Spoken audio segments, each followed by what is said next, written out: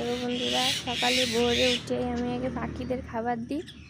এই দেখো কত পাখি আসে প্রতিদিন, আরও পাখি আসে, কাক আসে, আজকে একটু কম আসছে। চানাচুর দিয়েছি, কি মারামারি করছে।